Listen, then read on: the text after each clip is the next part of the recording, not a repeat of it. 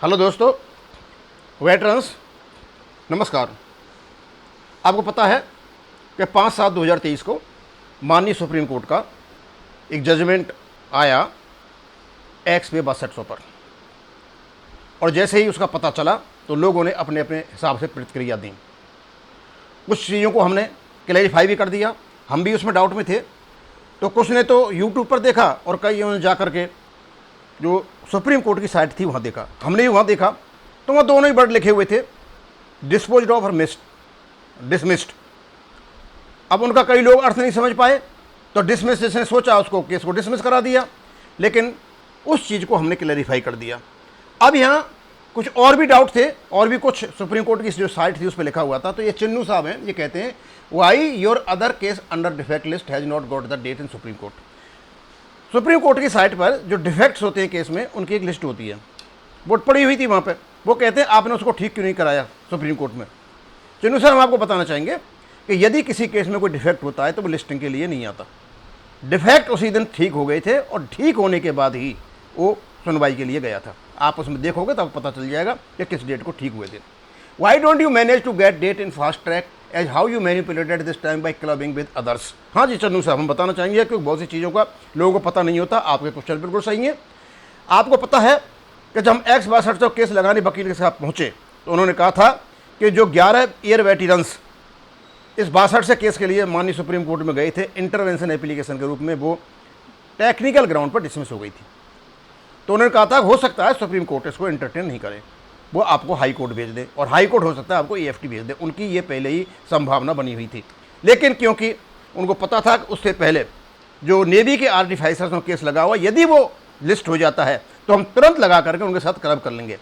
ये सहूलियत है, मेंशनिंग करा करके इतना आसान नहीं है कि उनके साथ क्लब हो जाते, बड़ी पसीने छूट जाते हैं उसको कराने के लिए, इसलिए उसको साथ में कराया था। ये कोई मैनिपुलेशन नहीं था, ये कोर्ट की ओर से परमिसिबल है। You are under doubt to spread fake videos and revealing fact. अब आपको मुझे पता चल गया, मैंने आपके जो बता रहे हो इन्हीं से बता रहे हो, हम फेक वीडियो बनाते हैं, हम फैक्ट्स और फिगर्स को इधर स्प्रेड कर रहे हैं, हम कोई नहीं कर रहे। जो हमने सच्चाई बताई वही सच्चाई है। अब मैं और बताना चाहूँगा कि ये जो कुछ भी हुआ ये जजमेंट में, यदि आप EFT में रिप्रेजेंटेटिव कैपेसिटी में एसोसिएशन की ओर से केस लगाते हो तो ये एक ब्लेसिंग इन डिस्गाइज होगी हमारे ऑर्गेनाइजेशन सभी के लिए। और मैं तो ये चाहता हूं कि यदि इसमें कोई दिक्कत आती है, EFT कोई दिक्कत करता है कि हमारे पास तो विकल्प है, मना करेंगे, सुप्रीम कोर्ट चले जाएंगे, लेकिन सभी ऑर्गेनाइजेशंस को मिल करके ये लड़ना चाहिए कि हमें EFT में ऑर्गेनाइजेशनल एसोसिएशन के लेवल पर रिप्रेजेंटेटिव कैपेसिटी में केस लड़ने की अनुमति दी जाए। ये बहुत बड़ा लैंडमार्क आपका डेवलपमेंट होगा। और अब तो ये अनुमति दे ही दी है, जैसे ही वहाँ से आदेश आएगा तो हम तो पहुँच जाएंगे। अब वहाँ क्या होता है, हो सकता है वो मना करें, क्योंकि उनके जो आदेश हैं, जो उसमें EFT के संबंधी जो गाइडलाइंस हैं उसमें तो इंडिविजुअल दे रखा है। अब क्योंकि ये सुप्रीम कोर्ट ने आदेश दे दिया है, अब ये सुप्रीम कोर्ट जाने कि वो लोअर कोर्ट है। अब कैसे होगा कैसे नहीं, वो तो बाद की बातें हैं, लेकिन निश्चित रूप से यदि हमारे केस रिप्रेजेंटेटिव कैपेसिटी में EFT में लड़े जाते हैं, तो इंडिविजुअली नहीं लड़े जाते हैं, तो हम सब सक्षम होंगे अपने केसों को लड़ने के लिए, और वो जनरल रूप में सब पर लागू होंगे। अब मैं ज़्यादा इसके बारे में नहीं बताऊंगा क्योंकि बहुत लंबा हो जाएगा।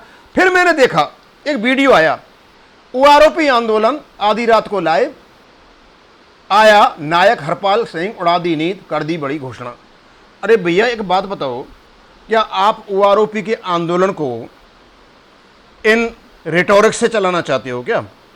ये स्क्रिप्ट राइट से चलाना चाहते हो क्या? भाई नायक हरपाल सिंह आधी रात को आ गया तो कौन सा भाई बहुत बड़ी चीज हो गई? कौन है नायक हरपाल सिंह? हमें पता नहीं है कौन है नायक हरपाल सिंह। ये वही नायक हरपाल सिंह है जो मेजर सतबीर सिंह से कंपटीशन कर रहा था और 100 जूते खाने के और 100 जूते मारने की बात कर रहा था। ये वही नायक हरपाल सिंह है जो ऑफिसर्स की वाइफ्स की सरेआम जंतर मंतर पर चीर हनन कर रहा था। ये हीरो है तुम्हारा? ये वही नायक हरपाल सिंह है जो कुछ लोगों के साथ मिलकर के, कोई यादव थे, CDS रावत और उसकी पत्नी की जो हेलीकॉप्टर एक्सीडेंट हुआ था उसको ये जायज ठहरा रहा था, और उसके बाद जंतर मंतर पर जो उन्हें भोड़ा नाच किया था, लेडीज का चीर हनन किया था, ये है तुम्हारे नायक। ये नायक आए हुए तुम्हारी OROP के लिए, तुम बदनाम करा रहे हो एक सर्वजन को। हमारी नाक तुमने बिल्कुल कटवा दिया और सिर नीचे झुकवा दिया है। अब आगे मैं और बताऊंगा। कल मैंने देखा CNN के रिपोर्टर शायद दिनेश जी कपिल फौजी का इंटरव्यू ले रहे थे। मैंने पहली बार देखा कि इस रिपोर्टर ने कपिल के पसीने और छक्के दोनों ही छुड़ा दिए। मैंने सोचा कि रिपोर्टर साहब पहली बार इतने सख्त और उग्र क्यों हैं। उन्होंने पूछा कि आपने अनऑथराइज पता लिख करके अपनी पर्ची से धन संग्रह क्यों किया, और कपिल बताने में असमर्थ था। लगा रहा किसान आंदोलन में लिया गया था, यहां लिया गया था, वहां लिया गया था, पसीने आ गए, तौलिए से पूछ रहा है, गुस्सा हो रहा था। और दूसरा सवाल यह था कि आपने सूबेदार मेजर सुखदेव सिंह जो रीढ़ की हड्डी थे ओआरओपी आंदोलन के, उनको आपने आंदोलन से क्यों हटाया। वो कहने लगे कि पहले तो उन पर लांछन लगाया गया कि वो शराब पीते थे, ये शायद सूबेदार मेजर भूसाल साहब ने लगाया था, और ये लगा रहे थे कि ये रिपोर्टर को पैसा देते थे। रिपोर्टर ने पूछा किस रिपोर्टर को देते थे। रिपोर्टर का नाम बताने में कपिल के पसीने छूट रहे थे। इसका मतलब कुछ न कुछ तो हुआ है, कोई न कोई बात तो है कि रिपोर्टर का नाम लेने में पसीना उस अंत में जब लगा कोई करनी तो बोला आपने ही तो मुझे बताया था कि पैसे देते हैं। बोल हाँ मैंने बताया था आपको, लेकिन वो उस रिपोर्टर का नाम नहीं ले पाए।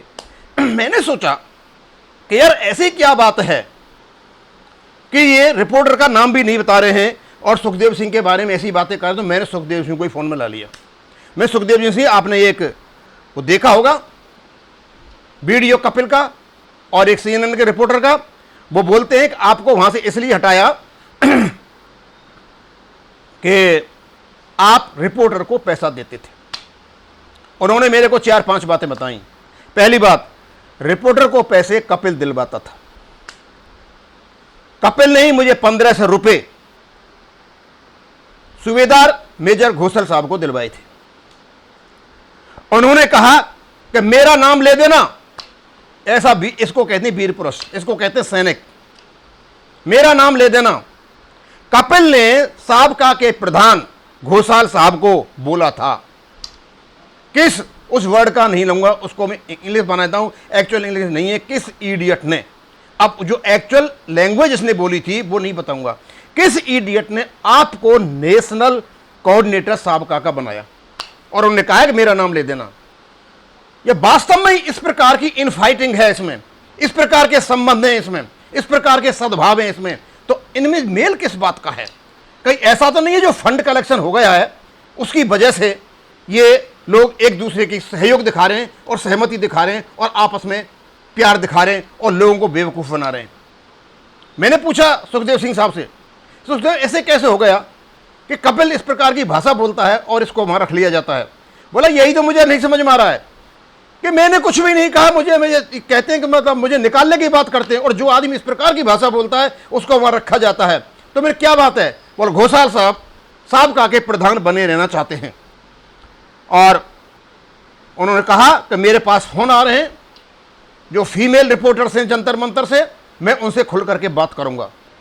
और इसमें भी कोई बात है, मैं आपको बताना चाहूंगा ये लोग जो जंतर मंतर पर बैठे हुए हैं ये कोई भी आंदोलन के लिए ही बैठे हुए हैं। ये 23 तारीख को संसद का घेराव करो भाई, संसद का घेराव खूब करो, हम आपका समर्थन है। साथ में नहीं आएंगे तो हम आपके वीडियो बनाएंगे, अच्छा संसद का घेराव करो, लेकिन ऐसा मत करना कि आप पेंशनर्स को फंसा दो। लेकिन साथ में लेडीज आए, विडोज आए, बात समझ में आती है।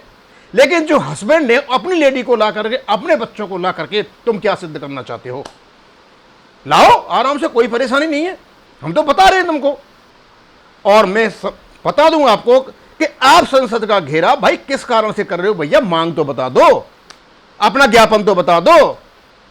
हर चीज की बात करते हो लेकिन फैक्ट्स फिगर्स आपके पास कोई नहीं है। आपने ओआरओपी के आंदोलन का सर्वनाश कर दिया है, आपने पूर्व सैनिकों की इज्जत उतरवा दी है और जितने भी लोग आपके साथ हैं वो यही सोच करके बैठे हैं, कर रहे हैं। लेकिन मैं अभी बता दूं आपको कि ये जो मैंने वार्तालाप सारे बताए हुए हैं इसका मतलब सीधा साधा है, आप लोगों में अंदर इनफाइटिंग है, आप लड़ रहे हो आपस में, आपको जोड़ रखा है केवल और केवल उस पैसे ने जो आपने कलेक्ट किया है। और पैसे की बात बता दूं, कल मीटिंग है पूर्व सैनिकों की, कोशिश की जाएगी कि तुम्हारे इस पैसे का जो इनकम टैक्स के दायरे में भी आता है इसकी इंक्वायरी कराई जाए। इसकी जांच कराई जाए कि आखिरकार आपके पास कितना पैसा आया और ये कहाँ कहाँ गया हुआ है। कर लो आपने जो कुछ करना है। भूर्भ सेना को अगर सर्वनाश तो करा ही दिया, क्योंकि आपके पास कुछ है ही नहीं तो कोई क्या कर सकता है। अब मैं इसको यहीं ख़त्म करूँगा। थैंक यू, धन्यवाद।